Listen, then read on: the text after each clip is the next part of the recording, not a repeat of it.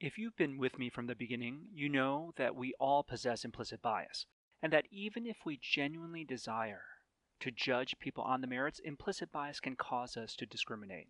Is there anything we can do about it?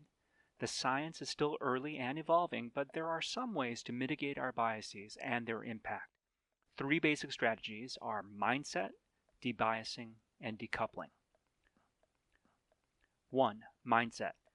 First, be humble. We have to own the fact that regardless of our training or profession, we're all vulnerable to biases.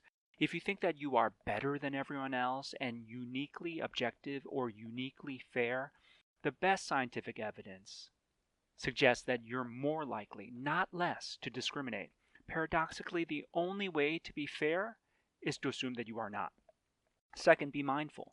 Slow down and monitor your thoughts and behavior. Biases and heuristics really are mental shortcuts, and they're most likely to throw us off when we're tired, rushing, distracted, or in a high emotional state. We therefore need to slow down, pause, and reflect. Finally, be internally motivated to be fair and square. It can't be because you're afraid of external consequences, such as being forced to watch even more diversity videos. Instead, it's got to be an internal motivation to do the right thing, to promote the tournament of merit that we all seek. 2. Debiasing. Debiasing means scrubbing our brains of implicit biases. It's a challenging task because our biases largely come from what we see every day through popular culture and media, and it's hard to change that landscape all by ourselves. That said, implicit biases are somewhat malleable, and if we receive sufficient counter-messaging, we can begin to remold our implicit attitudes and stereotypes. Debiasing can occur through meaningful exposure to countertypical exemplars. For example, individuals who occupy counter-stereotypical roles.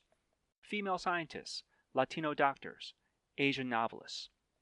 If we're fortunate, we encounter countertypical exemplars in our daily lives by navigating diverse and fully inclusive communities.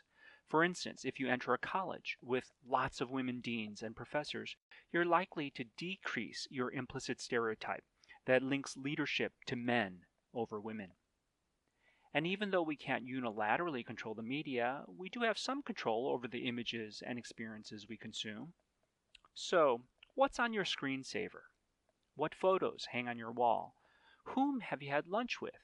Don't get me wrong, hanging a photo of President Obama won't rid you of bias, especially if you loathe his politics. But lots of little things, over time, can produce meaningful change, especially if we remain constantly vigilant and actively resist stereotypical associations. One helpful exercise is stereotype replacement, which goes something like this. First, recognize when your thinking seems driven by implicit attitudes or stereotypes. Second, label such thinking as biased. Third, reflect on why this occurred in the first place. Last, replace that thought with a counterexample and try to think and act accordingly. 3. Decoupling. The truth is, often we won't be able to meaningfully scrub our brains, so we need to pursue a parallel strategy of decoupling, breaking the causal link between bias and behavior.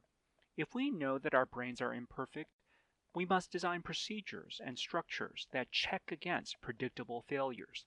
Think of these as structural or institutional reforms that function notwithstanding human error. For example, if unconstrained discretion allows too much room for implicit bias to manifest, we can cap in discretion and agree explicitly on merit criteria before evaluating candidates. Adopt standardized evaluation forms. Add structure to interviews. If implicit attitudes lead us to favor our own in-groups, leading to self-replication, we can diversify search committees such that one person's in-group bias counters another's. If we can't see the subtle ways that implicit bias is creeping in, we can try to use metrics and data dashboards to warn us about drift.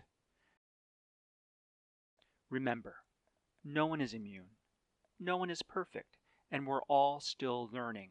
But when we work together in good faith, we can build equity for all.